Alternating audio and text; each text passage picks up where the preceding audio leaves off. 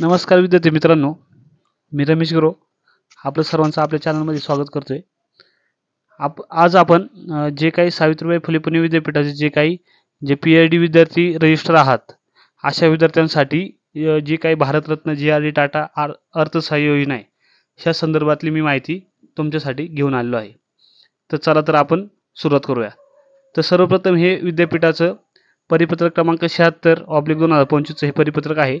आता याच्यामध्ये जे विद्यार्थी ह्या योजनेसाठी विद्यापीठ परिसरातील विभागामध्ये जे PhD करणारे विद्यार्थी आहेत, ते जास्तीत जास्त जे 100 विद्यार्थी असतील, असे 100 विद्यार्थ्यांना इथं म्हणजे जी फेलोशिप आहे किंवा शिष्यवृत्ती योजना ही देण्यात येणार आहे. त्याचप्रमाणे जे काही पुणे विद्यापीठाच्या अंतर्गत जे काही रिसर्च सेंटर आहेत, या रिसर्च सेंटरच्या अंतर्गत समजा कितीही विद्यार्थी रजिस्टर असू, परंतु ज्या रिसर्च सेंटरने जे 2 विद्यार्थी कोणतेही तुम्हाला रेफरन्स करून ते विद्यापीठाकडे पाठवायचे आहे. आणि ही जी काही त्यांची हे आहे फेलोशिप योजना आहे, ही PhD साठी तुम्हाला फक्त 3 वर्षासाठीची लागू राहणार आहे.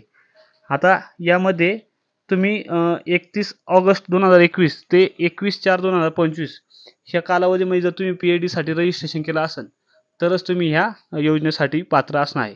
आता ह्याच्यासाठी तुम्हाला ऑनलाईन पद्धतीने हे अर्ज करायचा आहे. तो अर्ज करण्याची मुदत तुम्हाला 21 एप्रिल 2025च्या आतमध्ये तुम्हाला हे PhD ट्रॅकिंगमधून तुम्हाला हे रजिस्ट्रेशन करायचं आहे किंवा नोंदणी करू शकता. आता याच्यासाठी विद्यापीठाने विविध काही नियम व अटी दिलेले आहेत. तर सर्वप्रथम म्हणजे काय आहे, तुम्ही कोणत्याही कोर्सला ॲडमिशन घेतलं नाही पाहिजे. त्याचप्रमाणे तुम्ही कोणत्याही जे काही कुठेही तुम्ही पार्ट टाईम असेल, फुल टाईम असेल ते काम केलं नाही पाहिजे. त्याचप्रमाणे सदर योजना ही तुम्हाला म्हणजे समजा सारथी असेल, बार्टी असेल, JRF, SRF ह्या अशा तुम्ही कोणत्याही योजनेचा लाभ घेत असाल तर ह्या योजनेसाठी तुम्ही पात्र असणार नाही. त्याचप्रमाणे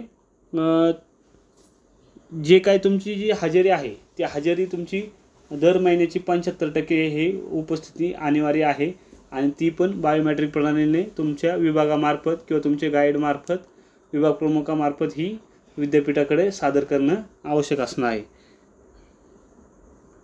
त्याचप्रमाणे तुमचं जे काही रेफरी जर्नल आहे, किमान 1 लेख आर्टिकल प्रसिद्ध करणे किंवा बंधनकारक आहे तुम्हाला. त्याचप्रमाणे तुमची जे रिसर्च ॲडवायझरी कमिटी आहे, त्यांच्या कमिटीमार्फत तुमचा जो 3 महिन्याचा प्रोग्रेस रिपोर्ट असेल, तो प्रोग्रेस रिपोर्ट पण तुम्हाला विद्यापीठाकडे बंधनकारक म्हणजे सादर करणे बंधनकारक राहील. त्याचप्रमाणे तुम्ही जे फील्डवर्कमध्ये काम करत असाल, तर त्यासाठी मार्गदर्शनाकडून तुमचं फील्डवर्कचं जे काही आहे ते तपासलेलं पण असणं आवश्यक आहे. किंवा त्या कालावधीमध्ये तुम्ही जर सुट्टी घेतली असेल, तर ती सुट्टीचं पण तुम्हाला त्या संदर्भातलं ती सँक्शन वगैरे काय असेल ते तुमच्या गाईड करून ते घेणे आवश्यक आहे. सदर योजनेचा हा लाभ घेण्यासाठी तुम्हाला एक हमीपत्र भरून द्यायचं आहे. ते हमीपत्र म्हणजे तुम्ही कुठेही नोकरी किंवा जॉब करत नाही ह्या संदर्भातलं तुम्हाला ते हमीपत्रही भरून देणं आवश्यक आहे. त्याचप्रमाणे तुम्हाला फॉर्म नंबर तुमचा 16 असेल, ITR रिटर्न रिसिप्ट असेल, हे सगळं देणं तुम्हाला बंधनकारक आहे. आणि सगळ्यात महत्त्वाचं म्हणजे तुमच्या घरातलं पालकांचं तुमचं उत्पन्न हे 2.5 लाखापेक्षा जास्त असता कामा नये. जर 2.5 लाखापेक्षा जास्त असेल तर तुम्हाला ह्या योजनेचा लाभ घेता येणार नाही. अशा पद्धतीचं हे तुमचं PhD जे काय भारतरत्न G.R.D. टाटा अर्थसहाय्य योजनाचा तुम्हाला हा लाभ घेऊ शकता. आणि ही 23/3/2025 म्हणजे 23 मार्च 2025 ते 21/4/2025 पर्यंत तुम्ही ह्या अर्ज प्रणाली करू शकता तुमच्या PhD ट्रॅकिंगमधून. आणि सदर हे सगळं तुमचं हे फॉर्म भरल्यानंतर तुमचं संशोधन मार्गदर्शक व विभाग प्रमुख किंवा प्राचार्य संलग्न यांच्या शिफारसीसह त्यांचे सही स्टॅम्प मारून 26/4/2025 पर्यंत तुम्हाला शैक्षणिक प्रवेश विभागात जमा करायचं आहे. आता याच्यामध्ये तुम्हाला अर्ज करायचा आहे 21/4 पर्यंत आणि तुम्हाला हे सबमिशन करायचं आहे 26/4/2025 पर्यंत. तुम्ही टपाल आणि पोस्टनी कसं पण पाठवू शकता किंवा हस्तप्रत देऊ शकता. परंतु 26/4/2025 याच्यानंतर जर तुमचा अर्ज प्राप्त झाला तर तो विचारात घेतला जाणार नाही.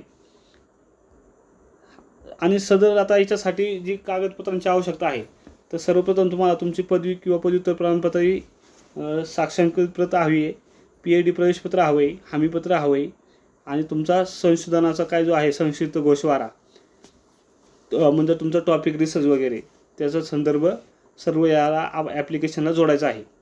अशा पद्धतीचं ही शिष्यवृत्ती योजना आहे. सदर अर्ज कसा भरायचा आहे याची प्रणालीबाबतचा आपण व्हिडिओ आपल्या चॅनलवरती नक्कीच आता घेऊन येऊ. ह्या असेच विद्यापीठाचे नवनवीन व्हिडिओ किंवा जे काही अपडेट्स असेल ते आपण आपल्या चॅनलवर टाकत असतो. त्यामुळे आपल्या चॅनल नक्की सबस्क्राईब करा. धन्यवाद.